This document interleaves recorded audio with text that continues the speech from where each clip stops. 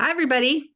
So we had quite a few new members, so that was great. That was exciting.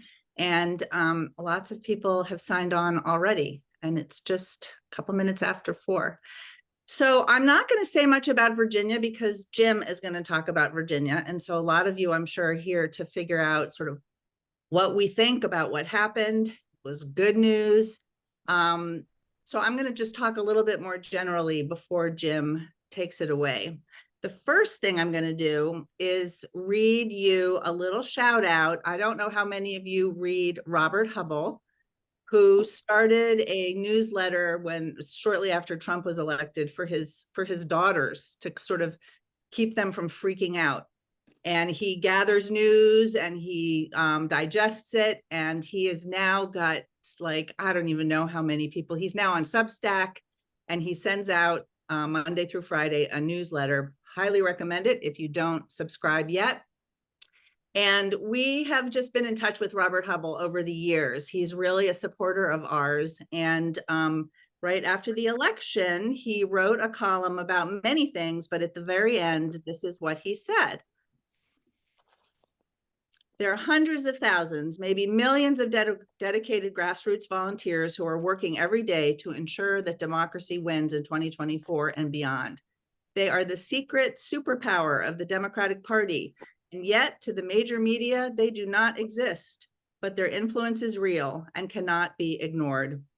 The victories on Tuesday were due in part to the hard work of groups like Indivisible, The Stage Project, Postcard to Voters, Markers for Democracy, Heather's Herd, Big Tent USA, Vote Forward, the Civic Center, Movement Voter Project, Sister District, Field Team 6, and 31st Street Swing Left.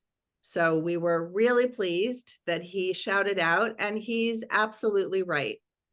What has happened since 2017 is largely on the backs of hundreds of thousands of volunteers in grassroots groups. We have, I believe, changed the course of countless elections, and the media, and as you all know, pollsters freak us out before every election. But for the last 3 rounds, Democrats have done incredibly well. And the polls terrify us, and then it's not a red wave, it's a blue wave. And this last election was the same experience. We won so many Democratic seats. We kicked out so many Republicans in school boards, legislative seats, Supreme Court in Pennsylvania. You know that a Democratic governor won again by a bigger margin in Kentucky. You obviously know what happened in Ohio. Democrats and the issues that Democrats believe in are winning. So I guess what I want to say is hold on to this election, this month's election. Just don't forget about it. We were really worried about it. And even Jim was worried about it. And when Jim gets worried, we all get really worried. But we did really well because Democratic candidates are not crazy for the most part.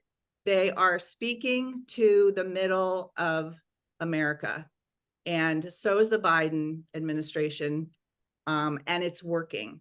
We are not dog whistlers. We don't freak people out with crazy crises. We're just speaking to the middle voter of America, and they are voting for Democrats. So I'm going to let Jim talk more analytically about it, but I just want to say, like, take a break from your anxiety for a few weeks and feel good about this election, because it was really good news for us, not just in Virginia, but all over the country. Okay, Jim. Great, thanks, Lisa. I hope people can see me at the moment. I'll show slides in a minute. Almost everybody here knows me pretty well. I'm the analyst here, retired epidemiologist. A few of you don't. This is sort of my life, or it's 3/4 of my life, let's put it that way. And I, like Mary said in the earlier session, it's kind of saved my life. It's something, and it's interesting. And it's also rewarding. And we have our disappointments. We also have times when things work pretty well for us. So I'm going to share screen.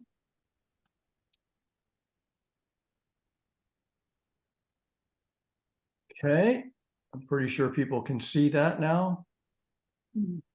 Yeah, okay. All right, so this is going to be a look backward, but also look forward because, you know, we always got to keep going because it's so important. So, all right, we've been showing this every month and it finally happened. We won both the Senate and the House and we pushed back on Youngkin. So I'm going to talk a little bit about what we did. This is the mechanics and then again, what happened. So we did 4 major things, some other things, but on all of which was in key districts, of which there were not that many, a little over a dozen. So we raised money. We didn't just raise money, and we didn't just raise money in key districts. We raised it early for the most part. And we also had this little initiative that I think actually worked pretty well, where we encouraged and supported Black candidates to use Black radio. We did canvassing, Working America letters, and youth, not last but by no means least, youth voter registration, which is hard.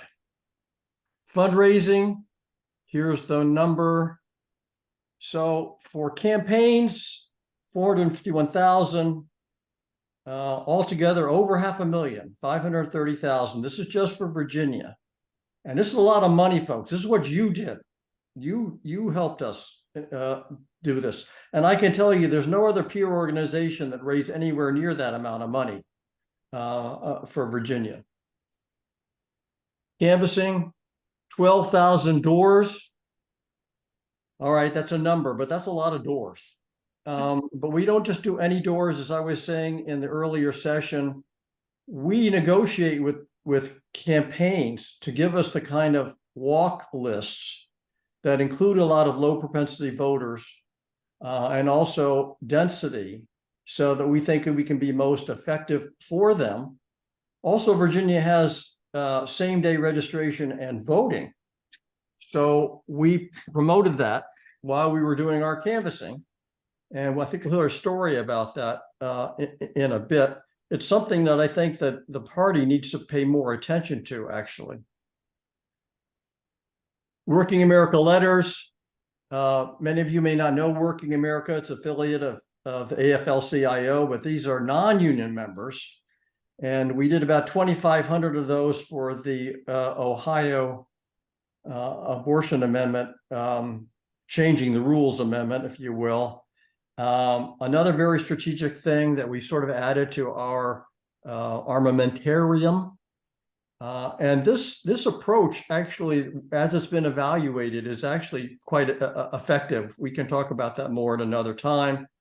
But then kind of the capstone is thanks to Dre, one of our members, we were connected with an organization called Turn Up, youth organization that does just dynamite youth voter registration remotely. We've talked about it before, and I don't have time to talk about it in detail now, but voter registration is hard, folks, especially youth voter registration. And in just a matter of weeks, in Virginia, in our key districts, they registered almost 1,700 high school and community college students. Now, that number may not seem all that a lot to you, but actually, you know, in a game of inches that we deal with and what any organization can do is just amazing. So that's just Virginia. And they continue to do it. So it's one of our very best investments, I believe, that we've ever done. And I think it has a big future for us going forward into 2024. Okay, so now turning to the elections, of course, we won. So we're celebrating that. And if you looked at the media, you'd think it's all this glee and confetti and all this sort of thing. And we did win a lot of local races, as Lisa mentioned, although in the red areas, we tended not to win so many, but we did in a lot of the key areas that we're interested in. But here's the thing, actually in the legislature, you know, to be honest, we really just kind of eked by. I mean, it could have been so much worse, but there's this metaphor about the glass half empty and half full. I'll say it's like 2/3 full, but it's like a third empty. And that's kind of my personality to some extent, I suppose. But I just want to, we got to be realistic. And here's how that works. So we started off with, really only, interestingly, in the redistricting, very few competitive seats. And we had a Senate where we were 22-18. That's what kept Youngkin in check, that 22-18. Here's the thing, we lost a seat in the Senate.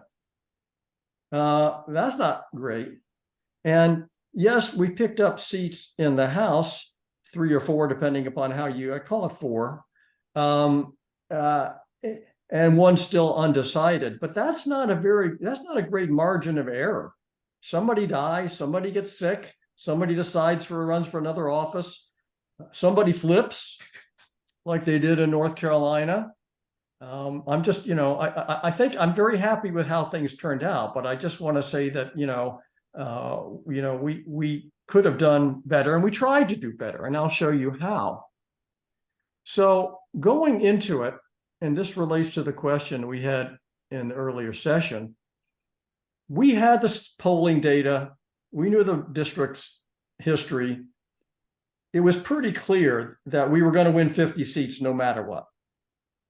So in order to get a majority, 20 seats, 50%, 20 seats, we had to either win Russet Perry or Monty Mason. Similarly, in the House, we were going to win 48 seats no matter what. So we had to win 3 out of 4 of these candidates. So our strategy, for the most part, focused on these candidates. That's money and canvassing. We didn't canvass for Michael Fagan's because he didn't really need it, but we did a lot, especially for Josh Thomas, as you will hear. So, I mean, that was like, play to win strategy, fine. But on the issue of trying to get beyond just winning, we also supported a few other candidates. Adams, who was still undecided, but I think, unfortunately, I would like to hope she can win, but I think she's not going to win. I hope she still does. By the way, these margins, you can see the margins here, they're actually not all that close, and they will get a little better for us because the provisional voting, same-day voting, will tend to break our way.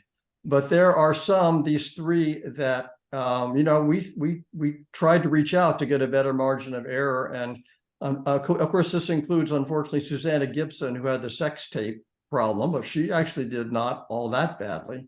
So we like to say ordinarily, we like to get about 60% or 2/3 of our candidates elected. If they all get elected, we're very happy in a way, but we think we haven't picked them right. So we fell a little below that, but we're still kind of in the right ballpark. Pennsylvania. Well, we didn't do much in Pennsylvania, but actually Pennsylvania, we did do a little bit. And in some ways, Pennsylvania statewide did better. The margin for the Supreme Court was about 5%, which is really quite remarkable for a Supreme Court kind of race. We swept the 3 other races in addition to that, and some other gains as well. So what did we do in Pennsylvania? Well, we did turn up. And they did even better in voter registration than, and again, this is just in about a month, they did almost 4,000 student voter registrations. That is a lot. It may not seem like a very big number, but it's actually quite a lot. And again, they're going to keep doing it. So again, this is how the breakdown, there were other funders. We did basically the in-person part, almost 3,000 of those. And again, they did some turnout, and they're continuing their voter registration. A very good investment. I'm trying to drill down on it to more just to make sure it's as good as they say it is, and so far it does seem to be. Okay, now here's just one other little vignette. So there's one county in the center of Pennsylvania, pretty much, Dauphin County, where Harrisburg is, where for the first time since 1919, the Democrats won control of the commission, 42 votes. So just sort of, we're really very happy about that because we go there a lot. And the commission counties are important in Pennsylvania for the statewide because the counties decide how the balloting process takes place, whether they have drop boxes and so forth. So 42 votes preliminarily. Well, turn up registered 56 votes. So that conceivably might have accounted for those 42 votes. But here's the kicker. Our good colleague Michael Friedman took a team and did 19 registrations in Dauphin County. So that's a total of 85 voter registration. So who knows, maybe once in a while you think you might have tipped actually the balance for something that's going to be meaningful. Okay, so I think the next thing on the list is that we have word from a friend. And this is Josh Thomas, which you might have noticed is actually, in a way, that his is the pivotal seat. If you look at he won by 800 votes, but he's sort of like the 51st seat in terms of ranking. And as you'll see, he has something to say to us. Hi, good afternoon, all. This is Josh Thomas, the delegate-elect for District 21. Unfortunately, I can't be with you live today because by the time you get this recording, I will be at 30,000 feet in the air, which is absolutely the only reason that I would not try to make a meeting with 31st Street, a group that has had an incredible impact on my campaign, which, as everyone on this call knows, had an incredible impact on Virginia's elections this year. I just wanted to take 1 to 2 minutes to specifically thank you all, and particularly Jim, for holding us accountable this year. So Jim, thank you so much. Also, just 31st Street, the number of contributions that really put us over the top for one of the most expensive races in the Commonwealth. I mean, $41,000 directly from 31st Street contributors. Major impact, something that our opponent could not keep up with, and really had to go cap in hand to Glenn Youngkin, who was not ready to match that. So that was incredible impact. The other thing that was really big was knocking doors. So I myself knocked 4,700 doors, but 31st Street beat me. Y'all came in at just slightly over 5,000 doors. Again, completely replicating everything that a candidate was doing, which is an amazing contribution. And as you all know, it was a close race, only won by about just under 3 points. So every door knocked, every conversation had incredible impact. Also, just want to thank Supportive Turnup, who enlisted a significant number of college voters. You know, we have a community college in the district right off I-66, and enlisting those folks is incredible, particularly when it comes to the information we have now with Generation Z and their voting patterns, which bodes well for Democrats all across the country. Finally, also just Working America letters to working class voters. I mean, if you look at the south side of my district, a lot of working families, and making intense connections with those folks definitely put us over the edge. Another shout out to Jim again, who I know knocked those precincts over and over again himself personally. So I know that 31st Street's leadership has some intimate knowledge about the 21st district. And we already know, as 2025 elections have pretty much already started again, gearing up for that campaign. We know that the 21st district will be a battleground yet again, and we have no idea, hopefully for another year, who the Republicans will be throwing up against us. But with 31st Street on our side, I know that we're ready for a fight. And again, critical partners, I cannot thank you enough. And the Democrats, I just got out of a caucus meeting yesterday. We are ready to get to work. We are ready to advance a legislative agenda that is for working folks here in Virginia, and will make everyone in 31st Street proud. So again, thank you so much. I'm sorry I can't be there with you today, but look forward to continuing to work with you as we do right by working families, not only in Virginia, but also in the United States. Thank you so much. Okay, oops. Hi, oops. So now I think we have a couple of canvassing stories from Roberta. I hope she's here. I'm going to stop sharing so she can tell her stories. Yes, Jim. Hi, I'm here. Just wonderful to see that video from Josh Thomas. And I think, Jim, you sounded more negative than I think you should in your remarks. I mean, I think the whole point of what you certainly do with your analysis of candidates and what 31st Street as a whole tries to do is to really pick candidates for whom it's not necessarily going to be easy to win, but we look for places where our money can actually make a difference, and where we have a good chance of winning, or a reasonable chance of winning. And I think your strategy, speaks well for what we did. I mean, you look at how little Josh Thomas won by, but that's where, in Virginia, where the rubber meets the road, that's where you've got to focus. And as you said, Jim, you don't win them all, but I think we did really well. So anyway, canvassing stories. I was lucky enough to canvass for Josh Thomas, and for many of you, I'm sure, when you go canvassing, a lot of times nobody's home, or you maybe have a few conversations, maybe help somebody with polling information. But I had a couple of amazing canvassing incidents in Manassas on November 4th when I was canvassing for Josh Thomas. And one of them, I knocked on the door and a guy answered the phone, and he looked at me and he goes, "Oh, hi." I said, "I'm with Josh Thomas." He goes, "Oh, you're with Josh Thomas." He goes, "I'm glad you're here." Literally. It's like you couldn't make it up. And he said, "I just found out that I can't vote on election day like I usually do, because I've got a job in North Carolina and I've got to leave. I've got to get down there. I got to leave before the polls open." So he says, "I just can't vote. I really want to vote for Democrats." And I said, "Well, actually, today is the last day of early voting in Manassas. You can vote today until 5 p.m. And at that point, it was about 2:30 p.m. So he looked at me, he said, "Really?" I said, "Yep." He said, where do I go?" I showed him the address.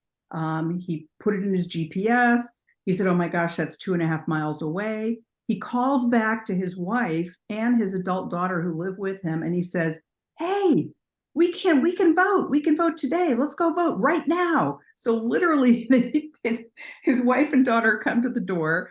They have their purses. They walk out the front door. They get in their car and they drive off to vote. And they're like, "Thank you so much." And that was like, wow.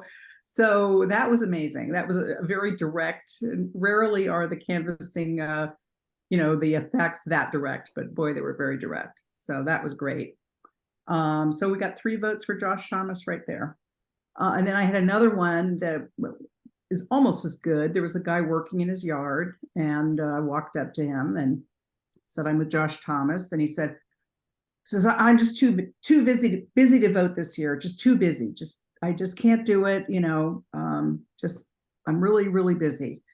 And I said, "Do you know that some of these elections are won by just a handful of votes? I mean," I said, "in another district, Josh Cole lost by, 40 votes or something. And I know this election is just going to be a nail biter, really close." So I said, you really want Democrats to win, right?" He goes, yes, I do." And I said, "Well, if you don't vote, there's a chance they won't win." And he looked at me and he says, "Really?" He says, "Well, when can I vote?" So I told him the polling hours on election day, and he didn't realize the polls opened as early as they did. So he said, "I'm going to get up. I can get there at 6:30 when the polls open, and I can vote, and I'm going to vote." He goes, "I didn't realize it was so important." So that was my second story. So I thought that made me feel really good, actually. So it was a good day, right? And each person going out and canvassing, there are a lot of stories that may not be so direct, but there are, you do connect with people. It might just be one person, 2, 3 people, but it makes such a difference. And that's one thing 31st Street really pushes as well. We look for what's effective. A lot of people do things because they enjoy doing it, or because their friends do it, or they're used to doing it. We look for things that are the most effective. They're not always the easiest, but anyway, so those are my stories. Great. So I think we have time for couple of questions. I don't know if there are any in the chat or not. I haven't looked, but I don't see questions in the chat. But anybody have a question? You can raise your hand, wave to us. And we'll look Or make a around comment. or put it in the chat and we'll. There was one question from Alyssa. Does turnup focus in competitive districts? Oh, totally. Yes. Even though they're a C3, we work very closely with them to do our districts in Virginia. And they have a plan where I think they have 18 congressional districts going forward where they're looking for support across the country. And I think that'd be great if it makes sense for us to support them for that.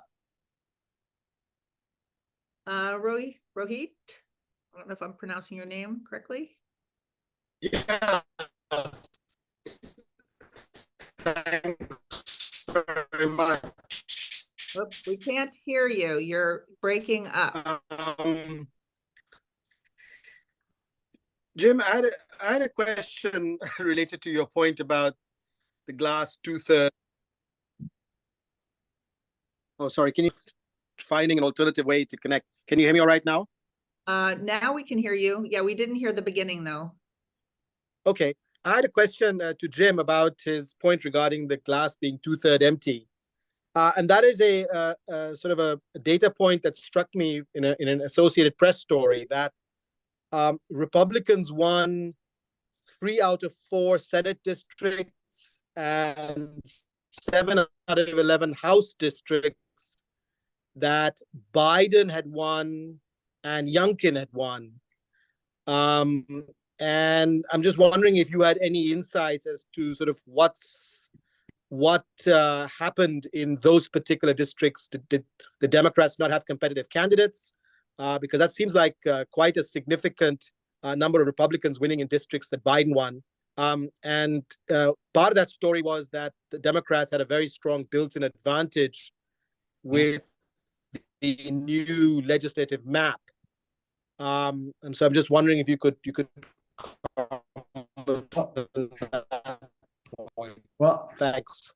People think I'm negative enough, but it's 2/3 full and 1/3 empty. So just no, those are all valid points. I mean, those races that I showed you, I can't remember. I mean, in a presidential year, we still get really good turnout, and especially running against Trump. So that's, it's a little bit of a high bar for some of these districts. But yeah, we should have done better. The Susanna Gibson's district, I think, will win in 2 years. And I think Youngkin actually was very, very skillful. He got early vote to come out. He spent a lot of money. He campaigned a lot in a lot of districts. And we didn't have that. See, we didn't have a governor. We didn't have one single person who kind of come out and do that. Whereas we have traditionally in the past. Those are all good points, though. Thank you. There was a question in the chat, which I answered in the chat, but Jim, you can add on. Do we focus mostly on Virginia and Maryland? Do you want to answer that? Well, I have a map. No, it isn't just Virginia and Maryland. I mean, Pennsylvania is our #1 priority state. You'll see a little bit when I'm talking later about looking forward. We don't tend to get too far afield, but for example, we did support Michigan and Arizona for Democratic parties earlier in the year, and Wisconsin. But we're very selective about how we go about doing it. I think we might need to move along, though, to our next. Okay. If I can share screen again, hopefully, for the look forward part.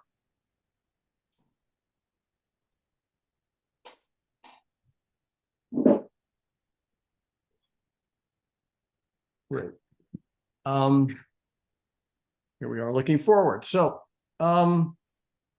we all know, but I just want to put it on the table. We have these huge election priorities. So just to get them all out, and this is not all of it, but the top 3 are obviously the President, House, and the Senate, but there's other things that are sort of more in our bailiwick too.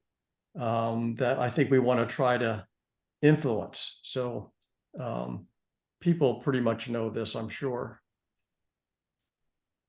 And again, this the point about if we just do Maryland and Virginia, but actually we probably won't do that much Virginia next year, although there might be a congressional race or two. But it's this area right in here. Again, this is based on the 270 electoral votes, and actually was based on 2020 districting and so forth. Pennsylvania is absolutely a must win. And then we need something else, assuming that we win Michigan and Nevada. We won't necessarily win Nevada and Nevada. So, you know, we all know that. We do have an excellent chance to win in the U.S. House. We have House races in California, House races in New York where Biden won and so forth. We have redistricting helping us in Alabama, Georgia, and Louisiana. I believe we're going to lose 3 in North Carolina, but there are other ones that are on the table. However, to hold the Senate, we pretty much have to run the table. So Manchin's not running. I don't think he had that good of a chance to win anyway. That means we pretty much have to win all those seats, but we might. And just in terms of a little bit of data I like to show, this is a recent Navigator. They're really good pollsters. You know, the clown show in the House, it's affecting them. It's making them more vulnerable. And who knows if that'll last? It'll probably continue. So that's one of the other reason why I think we should win the House. I don't like to quite say it that way. But you know, the way things look now, I think we have a really good, if we work at it, of course.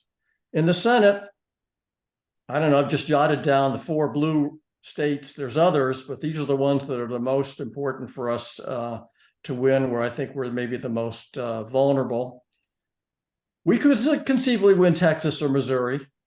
You know, those guys are not that powerful, those incumbents, but that's why, you know, we got a tough map. So the question is, how do you do all that? And here's the thing. You know, money's not going to be lacking for those races. Everybody's going to be poised on that. Everybody's going to be contributing to that. And that's great. Then the question for you and me is, what can we do on the margins that will have the most impact? And I'm glad that that's all happening.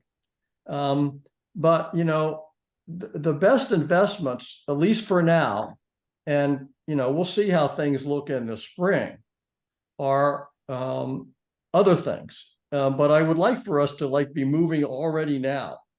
Let's beginning to move and not letting the grass grow underneath us. Because games are won and lost in the off season. So we now have what kind of come together in what I'm calling the 4 pillars of infrastructure building. So the metaphor of pillars, you see, it kind of works for infrastructure. And what are they? Democratic state parties. You know, these are all things that are not well funded, but they are the lifeblood of, you know, what's going to take to make those other things work. And if we have strong Democratic state parties, it's going to help all these races. And we already know that, you know, Arizona, for example, wants to have a good ground game build out with organizers that they can't afford. And North Carolina has a new party chair, as does one of their major counties. Then this youth voter registration, I've already sort of talked about that a little bit. I mean, that's sort of like the holy grail in a way. A lot of people work on that, but it's very tough. But it just seems like these turn-up people, they've cracked the code on how to do it in high schools and community colleges that can help us a lot. Then we got our on-the-ground grassroots groups, which we supported in Wisconsin and the Supreme Court race. And I think that might be the way we want to work in Wisconsin. But lastly, and this is the newest one, we have something that we're now calling honest media. Okay, now what in the world is honest media? Well, it's kind of like what we used to call anti-right-wing propaganda, but that was too many words. So now we're calling it, in a positive sense, honest media. We have actually been this is Julie Greenberg. She's taken the leadership with us. She'll be talking in a minute. We have sown the seeds of a lot of interest in this with other people in the grassroots community, with a couple of very well attended and very good seminars. And we're finally at the point where I think we're getting close to where I think we actually have a really good opportunity where it might make sense for 31st Street to weigh in something in Pennsylvania that I think would make a contribution, because we all know the problem. People are totally misinformed, and we need to try to do something about it. So with that, I believe I'm going to turn it over to Julie and stop sharing to get things going. Hi, everyone. So I'm Julie. And the reason, even though Jim listed honest media as the fourth in that list, the reason why it might be the first thing we sort of move on is that it takes a long time to have information, good information, believed by people in a way that they'll act on it. Campaign ads just do not cut it, though they're essential, but you have to lay the groundwork. And it's not only that we have a lot of propaganda and right-wing noise in the system, we have a lot of just sort of empty space, just sort of messages not getting through. And that's why Dan Pfeiffer, who was the guest at our April program, Fighting the MAGA Media, I think is one of the best communicators about the problem, because he has phrased it as that we are spending too much time just sort of obsessing about the messaging and not enough about the megaphone. What are the vehicles that are getting our message out? And what we think gets the message to us, that's not what other people are hearing. And so if we're worried about something not being in the New York Times, it's almost irrelevant at this point, because that's not where the message could be to get to the people we need to reach. So how do we get to those people? So Jim, if you can start Okay, so one of the ways that we have featured in both of our programs is a new news media called Courier Newsroom. And they have a combination of smart content and pretty sophisticated distribution. That's the megaphone. So what is the structure of this media? Next slide.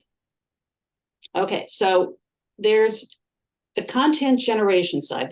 Those are newsrooms, and they're like real newsrooms. They're in 9 states now, battleground states. And one of them is Pennsylvania. And there's a newsroom called the Keystone. Then there's content distribution in social media, all of the platforms, as well as emailed newsletters. Some of you may have subscribed to the newsletters. If you subscribe to the Keystone, you'll get in your email box a couple times a week. Very newsy, human interest, lifestyle, great places to go to pick pumpkins or apples, and a little bit of political news that sort of gets enhanced closer to elections.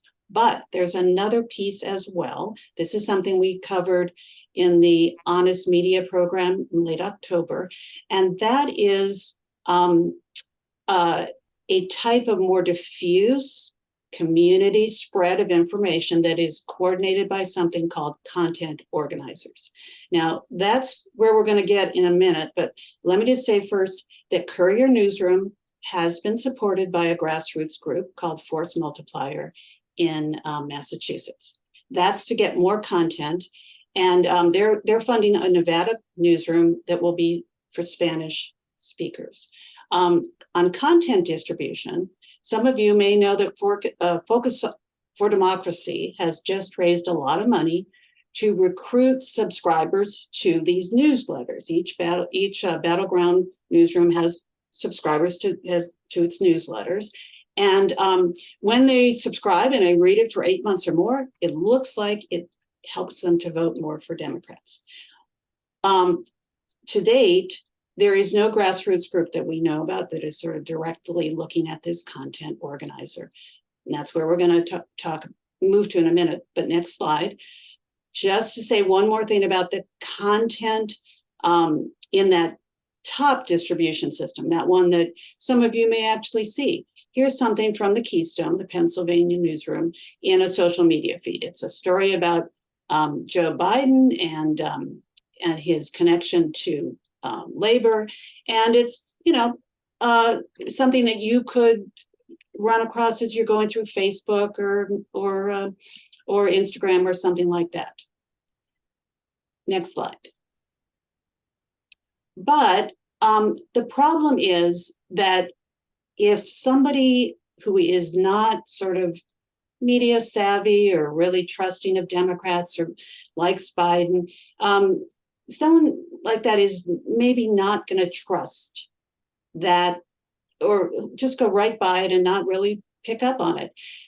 People believe news from sources they trust, but who they trust is changing. You might trust that Keystone story, but it's not necessarily going to speak to many other audiences who are sort of disaffected.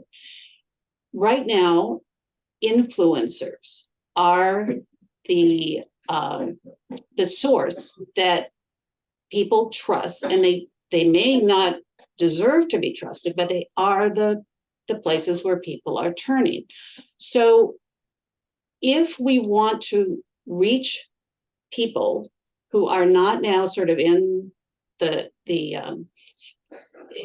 sort of in our circles and trusting the people we trust, media personalities, government authorities, scientific experts, we got to find the influencers that understand what the topics are that we want communicated for elections, and they have them convey the news to their followers. So that's really the key, the pivotal understanding that we need to have to think, well, we may not trust these people, but these are the people that others we want to win to our side do trust. Next slide. Okay, so that's what Courier is trying to cultivate, with a person who is called, I don't know if it's the best title, a content organizer. They want to have a content organizer, and in this case, we're talking about maybe one in Pennsylvania, who that's their job, to share strategies, like looking at the box on the left with the state, other people in the state communication network, to maybe send information to unions to give to their members or advocacy organizations, to provide stories to grassroots groups like us.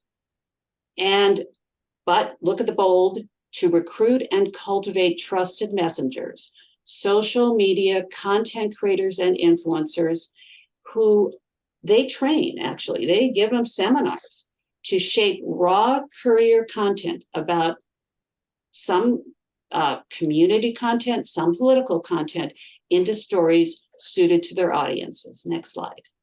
Now, here's what they look like. They look like normal people, young. These people have followers. They can range from 10,000 to 100,000. These happen to be content creators in Virginia that were recruited over the past year to take content from the Dogwood, which is the Virginia newsroom for Courier, and shape it and massage it and elaborate on it and add in interesting things from their lives to it. As I said, some community, some political, and share it with followers mainly on TikTok. So what happened? Next slide. This is what happened to the Dogwood's social media when these content creators got to work and did their thing with these stories. There was a huge increase in impressions. That's just sort of what people see in scrolling. There was an increase in engagement. That's when they might share it or like it or, whatever. There was an increase in full media video views because you really want someone to go from the beginning of a video to the end, and often people don't. So that's the end of the slides, I think. So what we are thinking about that we're going to keep talking about with the an anti-propaganda team that now is working away in 31st Street, and the leadership team will consider is this a really good opportunity to align with where we think grassroots groups should be going, help on the megaphone, and work in a state like Pennsylvania early on to tap in to this new source of communication. Thanks, Julie. Sure. That was a great presentation. That was very easy to follow and convincing. I think we have a few minutes for questions. If people would like to ask questions of Julie, please raise your hand. Oh, I have one question in the chat. Are the opposition parties doing the same thing, like using content creators? Well, that's a very good question. I suspect that because this isn't, it's not an original idea. There's even apparently a couple associations of these content creators. I suspect they are. But Courier doesn't just rely on just universal distribution so that, its TikTok creators are working in sort of an environment in which there's not any targeting. Though it's not easy to target in TikTok, in other platforms it is, they are trying to both connect audiences, target audiences and creators so that we're not having our messages sort of lost to an audience that wouldn't appreciate them. So we're trying to find people who have the right values, but just don't have the right information to see how Democrats and electing Democrats connects to what they want in their lives. That's what Courier is trying to do. But the right wing pretty much has their own approach that, somebody tells a lie and then the other ones sort of pick it up, and it sort of reverberates. Yeah, they have an automatic amplification system. Their megaphone is very strong. Another question, Julie, does Courier use radio? Well, actually it does. This isn't universal, but the head of the Wisconsin Courier Newsroom, which is called Up North News, has a weekday, every day of the week radio program on something called civic media that some of you know about from what we've sort of discussed about honest media. And civic media is a network of 17 radio stations in Wisconsin, now blankets the whole state. And civic media is trying to counter the right-wing talk radio that has been very, very influential in Wisconsin. So yes, that's just a fortuitous matching. I don't know that they're trying to find that kind of connection elsewhere, but it's not, they're not at all adverse to it, is what I would say.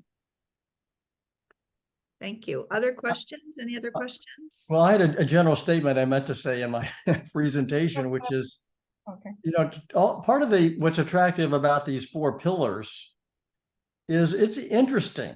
I mean, it's interesting to me. I mean, this is interesting. I mean, the usual way you find a candidate, you fall in love with them, you give them money, that's fine, or something like that. But it's not, to me, it's not all that interesting. Maybe it's emotional attachment or something. But these 4 things that we're working in, I just find just fascinating, including what Julie's talking about. So I'm hoping people will engage with us with these pillars. Over. Hi, I still don't know how to put my hand up on the thing, so sorry about that. People have explained it to me before, but I can never find it. So where is Courier based? And I don't really get like who they are, like who are they? Like, are they journalists? Are they like videographers? Are they communication specialists? Like, who are they? Well, Courier, there's a national office that provides some support services, but it's really 9 little newsrooms. And if they had started and had done their work when, 50 years ago, it would be 3 to 5 reporters that would be putting out a print, newspaper. And it would have all sorts of local or state news in it and some stories about, human interests, like how tourism maybe had gone up or down in a particular tourist spot or something. But now that print is not the way to go, they are completely online, and they're online in both social media, all the platforms, TikTok, Instagram, Facebook. They were on Twitter. They're still there, but whatever, not pushing that. And they also have their email newsletters, and then they are sort of taking raw content and trying to find other people to send it out to their networks through social media. So it's sort of a direct placement and posting, and indirect through these content creators. So let's say your son had a following on TikTok, and he got really interested in some political issue, but he didn't know much about it. And Courier could come up to him and say, "Hey, Catherine Hazard's son, we'll tell you more about it. We'll give you a seminar on this." And then you shape a story and you tell your TikTok friends about this interesting thing that you've discovered. That's what that's what we are talking about as the next way to reach these passive news consumers who do not trust. They might not trust even a Courier story. They might not trust, their senator telling them something. They may not trust, any expert in the field, but they might trust your son, whether they should or not. But Catherine, I know you do your homework. I would invite you to look at the 2 videos that Jim Coates put together for these 2. They're easy to find on our website. And you'll learn a lot about this. And anybody else, we invite you to do that as well. So last question, I think before we move to the closing, is what sort of budget is required to support Courier News' ongoing efforts? Well, they will accept any kind of donation. For a content organizer for Pennsylvania, I don't know, what were they saying, Jim? Well, I think we're sort of working on that. The kind of thing we like to support is like $100,000 on up a bit. And I think we can probably do a fair amount in Pennsylvania for this content organizing for that level of support. Okay, so we're almost at 5. We will, some of us will stay on for 5 or 10 minutes after the close of this meeting if folks just want to stay to chat a bit. But just in closing, just to give you a sense of kind of the nuts and bolts of what's going to be happening with 31st Street just over the next couple of months. So we're heading into the holidays. The leadership is going to be conferring, and we're going to continue to have our bi-weekly meetings to talk about what are we doing, what do we need to think about, what do we have to get going. I'm sure Julie's team is going to be thinking about what they're doing. And the leadership of 31st Street, we always have a retreat in the usually in January, where we spend half a day or a day actually getting together to really think about what we're going to do over the coming year, and we will be doing that. We would welcome any member who's really interested in becoming more involved to let me know. We will try to find particular ways to put you to use. We're going to have different state teams as we have in the past, and we're going to be populating those state teams. So anybody who really wants to activate themselves for 2024, just let us know and we will find roles for you. And we'll continue to send out newsletters. They may be not quite every week, just until we get through the holiday season, but we're not going to be quiet. And so keep looking in your email box for what's up and what's happening. We're not going to hibernate. We might slow down a little bit over Thanksgiving and the winter break, but we're not hibernating. I was at a koi pond the other day and I was looking up on my Google, what happens to koi in the winter when the water freezes, and it says they hibernate and they don't eat for months. Well, I can tell you 31st Street is going to continue to eat. We're going to continue to be active. We continue to need all of you. So don't go away. But once we actually hit 2024, we're going to have a lot to do. And we very much appreciate all of you staying with us all this time. And for you new members, welcome. Really glad you're here and hope to see you for the next 12 months. Could I just make one pitch too? Since we're getting to the end, if people are doing charitable giving, we're still $3,500 short for turn up. It's on our homepage, so we could use a little help with that to get us home. It's probably the most effective money that we're going to raise this year. So just to put that on the table. Thanks. So that ends our formal meeting. Thank you so much for coming. And again, if anybody wants to hang out for a few minutes and just ask more questions or give us your thoughts, we'll stick around for a bit. Thanks, Julie, for your presentation. Sure.